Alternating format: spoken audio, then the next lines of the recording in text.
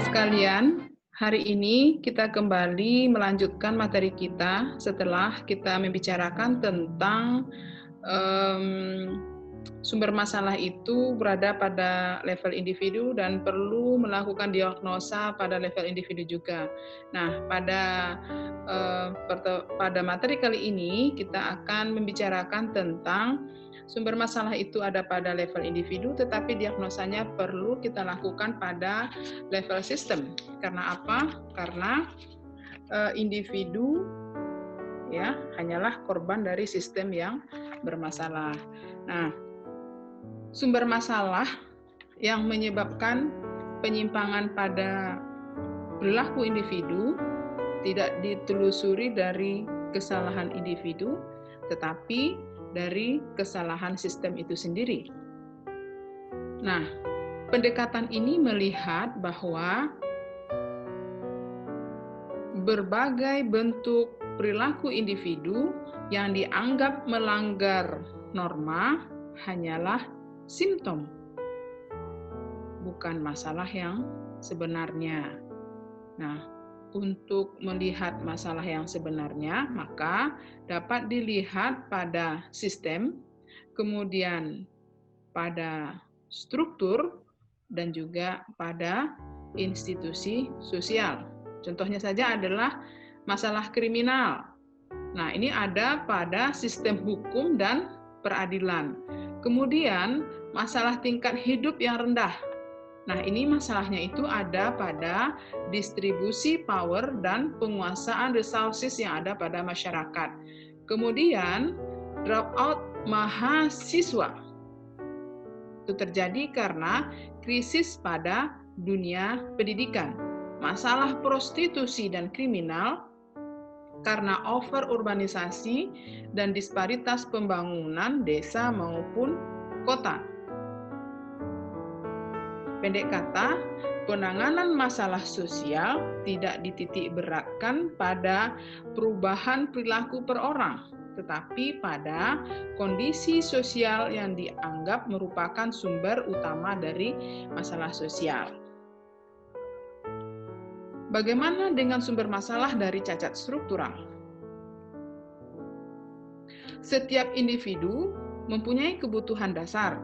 Yang jelas, setiap individu ingin memenuhi kebutuhan sandang, pangan, dan papan. Jadi wajar ketika setiap individu itu berusaha untuk memenuhi kebutuhan hidupnya. Masalah akan timbul apabila dalam usaha pemenuhan kebutuhan hidupnya tersebut terjadi hambatan. Nah, hambatan pemenuhan kebutuhan individu tersebut dari aspek struktural masyarakat. Apabila struktur masyarakat tidak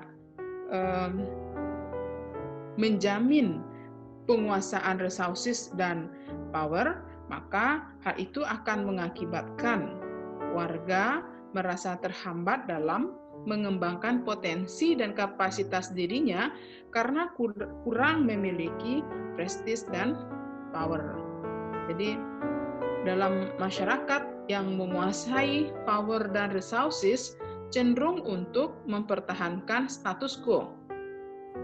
Nah, akan menghambat pemenuhan kebutuhan bagi lapisan yang kurang menguasai resources sehingga menyebabkan terjadinya proses menarik diri dari masyarakatnya, bahkan memusuhi masyarakatnya. Manifestasinya dalam bentuk rasa frustasi, alkoholisme, dan penyalahgunaan obat. Nah, kemudian dalam rangka memenuhi kebutuhannya, mereka itu cenderung melakukan kriminalitas, prostitusi, dan sebagainya. Kasus diskriminasi masyarakat di Amerika Serikat misalnya, di mana orang kulit hitam bukan masalah itu ada pada individu mereka, tetapi pada struktur sosial yang mengakibatkan terjadinya ketimpangan ekonomi, kemudian terjadinya perilaku diskriminatif yang menyebabkan sulitnya akses, peluang kerja, tempat tinggal, pendidikan, dan pelayanan publik.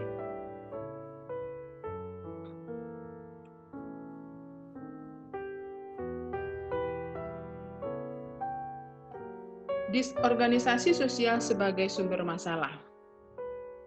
Sebagaimana diketahui, disorganisasi sosial itu adalah proses melemahnya jaringan dan hubungan yang mengikat individu. Jadi individu dalam masyarakat itu diikat oleh nilai dan norma.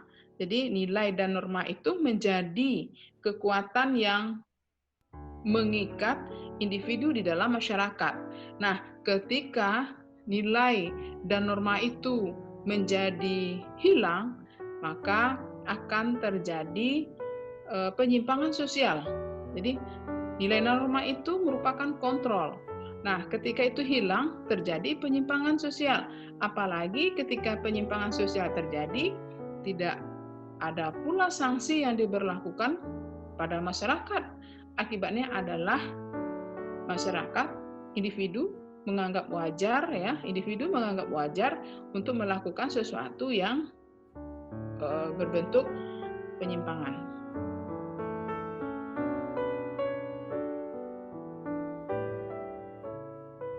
Nah, dinamika masyarakat juga menyebabkan perubahan pada individu sehingga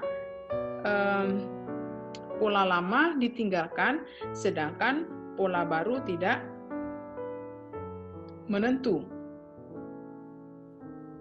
Nah, masyarakat yang mengalami disorganisasi sosial, maka norma dan nilai kehilangan daya ikat. Seperti yang saya katakan tadi, kontrol sosial menjadi lemah, kemudian maka terjadilah penyimpangan perilaku. Lebih parah lagi apabila perilaku menyimpang tidak memperoleh sanksi sosial, bahkan dianggap wajar dalam masyarakat sehingga mendorong penyimpangan oleh kalangan yang lebih luas. Nah, sumbangan disorganisasi sosial terhadap perilaku individu yang menyimpang adalah disintegrasi kepribadian. Nah, kemudian pandangan labeling.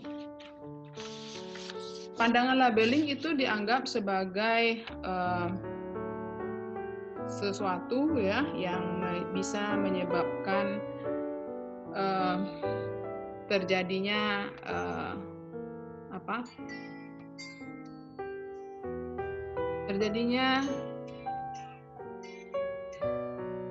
selanjutnya pandangan labeling.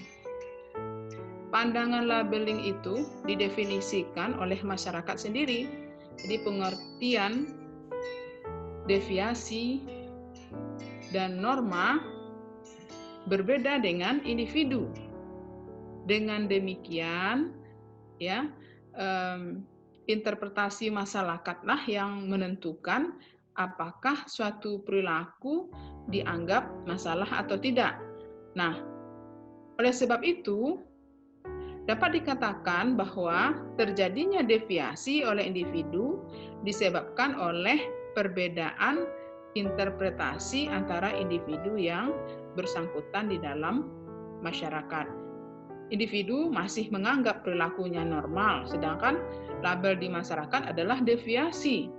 Jadi pandangan labeling seringkali memperhatikan pandangan struktural di lapisan masyarakat yang mempunyai power dapat mempengaruhi pemberian label oleh masyarakat terhadap perilaku tertentu. Jadi kesimpulannya adalah perilaku individu tidak terjadi karena motivasi sendiri, tetapi karena kondisi sosial, kemudian kondisi struktur sosial yang menyebabkan terjadinya demikian. Saya kira demikian dulu pertemuan kita hari ini. Sampai bertemu di lain waktu dan kesempatan. Assalamualaikum warahmatullahi wabarakatuh.